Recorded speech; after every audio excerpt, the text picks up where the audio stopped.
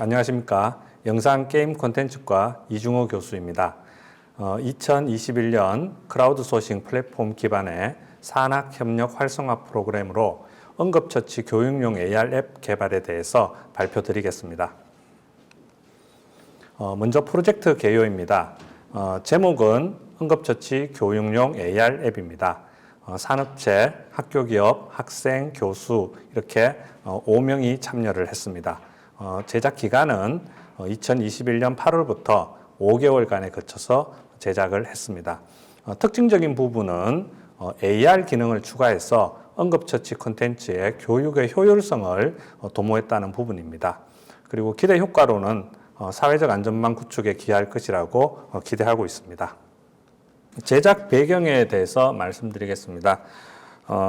저희가 어떤 콘텐츠를 만들어야 될지 나름대로 많은 고민을 하게 되었는데 1차, 2차에 걸쳐서 저희가 VR 콘텐츠를 만들었습니다. 그리고 마지막 3차에서는 저희가 모바일 콘텐츠를 만들어야 되겠다는 생각한 이유가 이 모바일 콘텐츠 산업이 지속적으로 성장하고 있고 중요한 시장이 될 것이라는 생각을 좀 하게 됐습니다.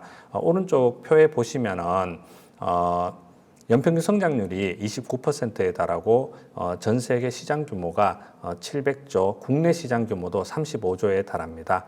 이러한 성장은 앞으로도 계속 지속적으로 이루어질 것이라고 생각이 들고 이 모바일 콘텐츠의 핵심적인 요소가 어플리케이션이지 않을까 이런 생각을 하게 됐습니다. 그리고 두 번째는 앱 콘텐츠에 대한 높은 접근성입니다. 앱 콘텐츠는 스마트폰을 가지고 있는 사람이라면 언제든지 쉽게 그 모바일 콘텐츠를 다운받아서 이 설치를 하고 서비스를 제공받을 수 있습니다. 간단하게 손가락을 한 3번 정도만 클릭을 하면은 콘텐츠를 다운받는다는 것은 그 높은 접근성이라고 말하기에도 부족할 정도로 굉장히 편리하게 쉽게 다운받고 즐길 수 있는 그런 콘텐츠가 되겠습니다. 그리고 세 번째는 유통 플랫폼의 개방성입니다. 구글 플레이 스토어처럼 앱스토어도 마찬가지겠죠. 최소한의 조건만 충족이 된다면은 이 콘텐츠를 등록을 하고 이 등록된 콘텐츠를 소비자들이 다운받아서 소비할 수 있는 그런 유통이 굉장히 단순화되고 편리하게 등록을 하고 다운받을 수 있는 이 시스템이 사실 어플리케이션이 성장할 수 있는 가장 중요한 요소가 아닌가 이런 생각을 좀 하게 됐습니다. 그래서 저희들도 이 콘텐츠의 최종 목표는 그 앱스토어에서 등록을 하고 다운받을 수 있도록 만드는 것이었고 최종적으로 지금 다 제작은 했고 등록 과정을 거치고 있습니다. 그리고 마지막에는 이러한 배경에서 융복합 인재 양성도 큰 의미가 있을 것이라고 생각하게 됐습니다. 제작 목표에 대해서 말씀드리겠습니다. 저희가 애초에 생각했던 응급처치 앱이라는 컨셉이 과연 시장에서 어떤 수익을 창출할 수 있는 콘텐츠로 발전할 수 있을까라는 부분을 POC 과정을 통해서 컨셉 검증 과정을 거쳤습니다.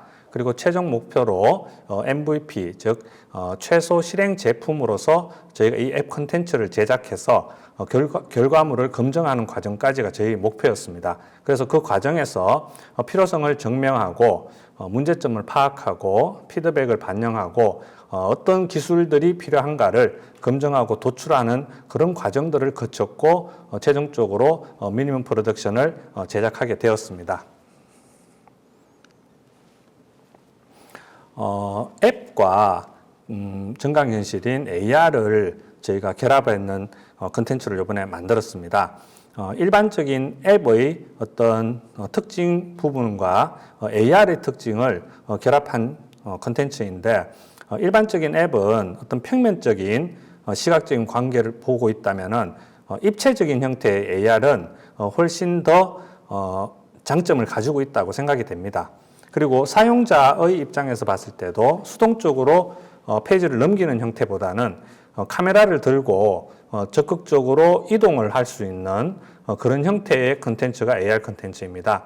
카메라를 들고 대상물에 다가간다거나 멀어진다거나 또는 보이지 않는 다른 면을 본다든가 하는 형태로 이 앱 컨텐츠에 대해서 적극적으로 수용을 한다는 형태에서 봤을 때 큰 의미가 있을 것 같습니다. 그래서 이런 형태로 정보 전달이 굉장히 효과적으로 전달을 할 수 있고, 그렇지만 모든 것들이 AR 콘텐츠의 장점만 있는 건 아니라고 생각됩니다. 저희가 제작하는 과정에서 생각을 해보니까 스토리 전개나 전달은 AR 콘텐츠처럼 핸드폰을 들고 이렇게 봐야 되는 것보다는 앱 콘텐츠처럼 넘겨서 보는 것들이 훨씬 더 전달이나 전개를 긍정적으로 전달할 수 있는 형태가 있다고 생각됩니다. 그래서 앱과 그 다음에 AR을 결합해서 이 응급처치 콘텐츠를 효율적으로 학습할 수 있는 그런 결과물을 만들어냈습니다. 자, 그러면은 앱 콘텐츠에 대해서 소개해 드리겠습니다. 제목은 응급처치 교육용 AR 앱. 그리고 서비스는 안드로이드 기반의 스마트폰의 서비스가 됩니다. 기획 목적은 3가지 정도입니다.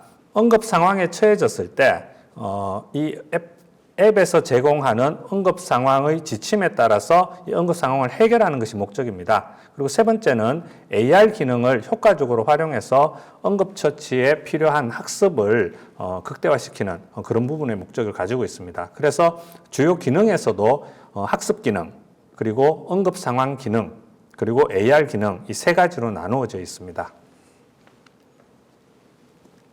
자, 구조도입니다.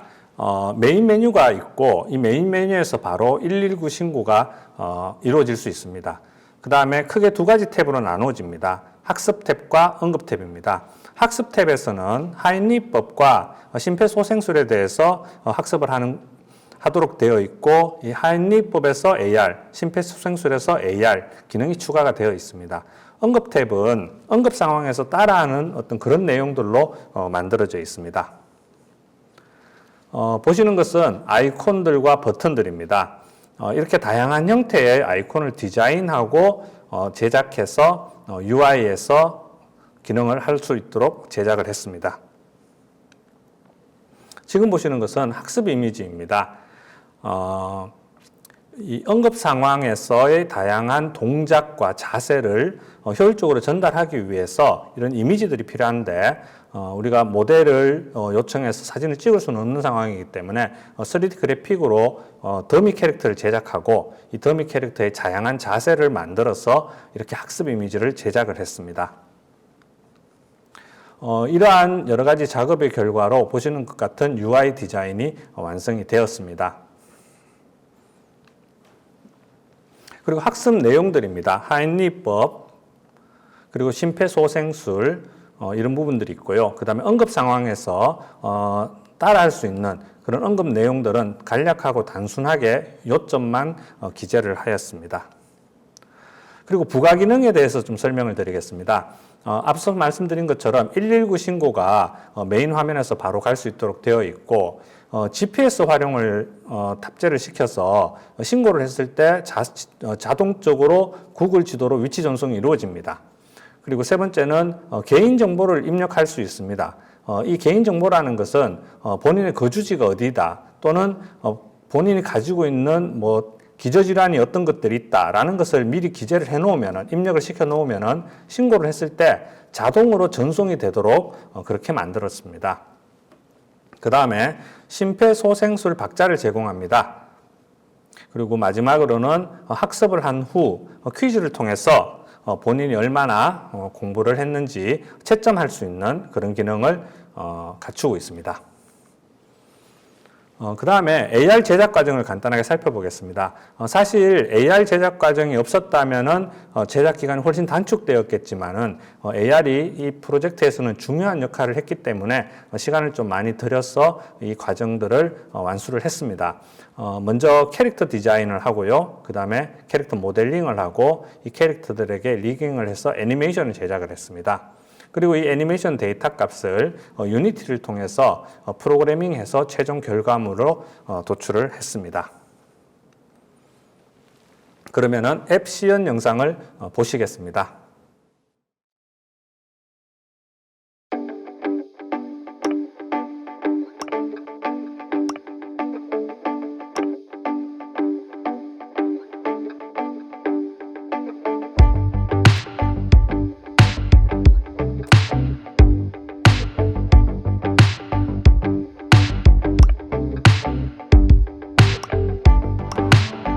1번 쓰러진 환자 발견 시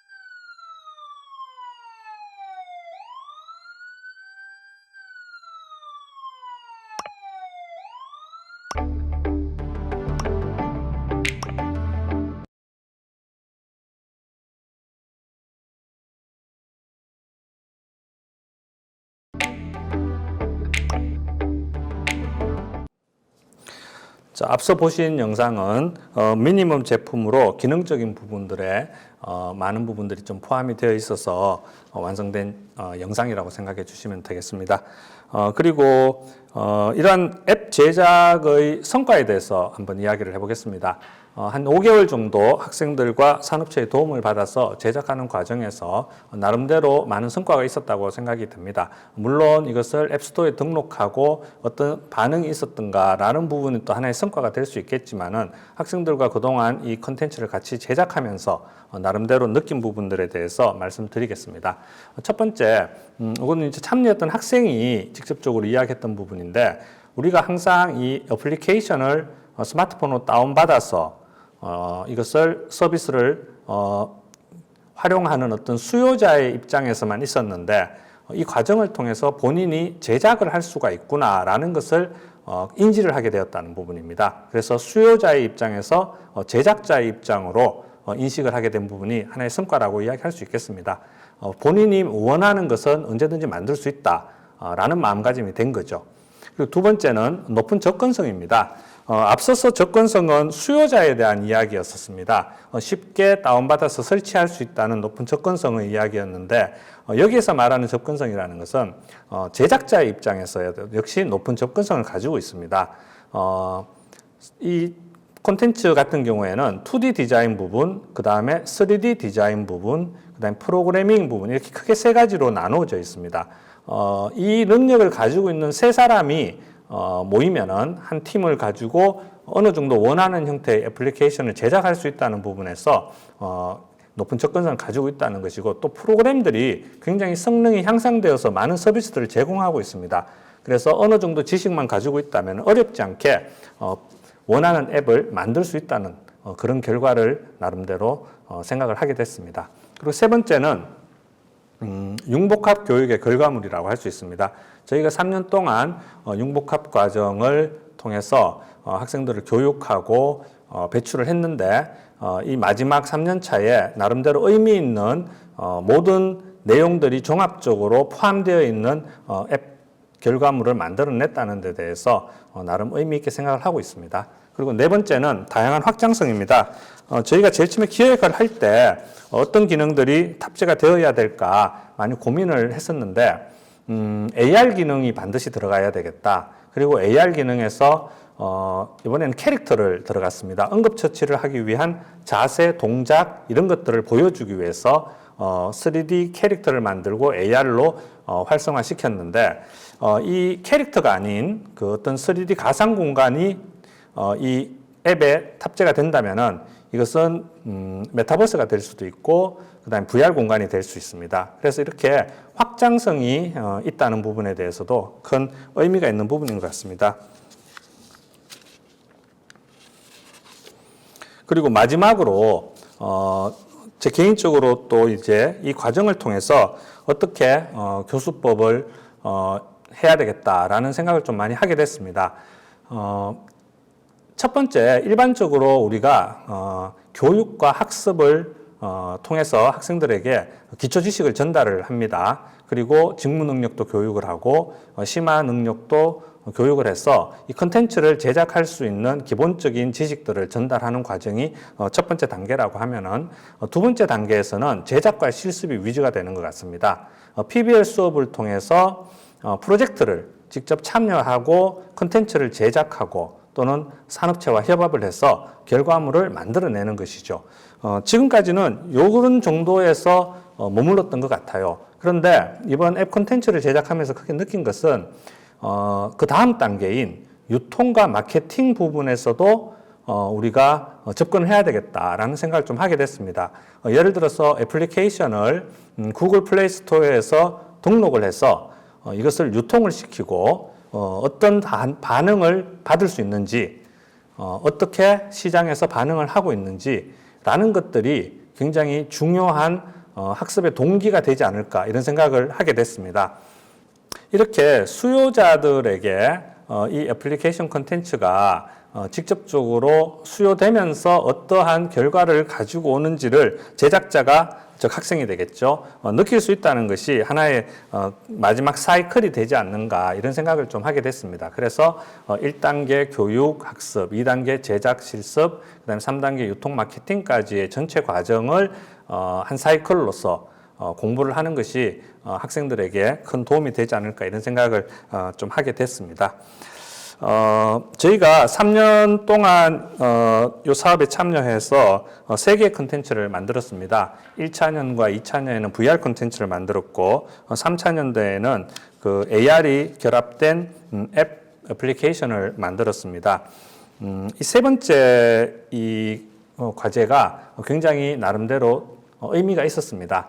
많은 것들을 좀 생각하게 됐고 앞으로 어떻게 교육을 해야 되겠다라는 부분도 좀 개인적으로 느끼게 되었습니다. 이렇게 많은 그 기회를 만들어 주신 그 대학혁신지원사업단 측에 감사의 말씀을 전하고 싶습니다. 예, 감사합니다.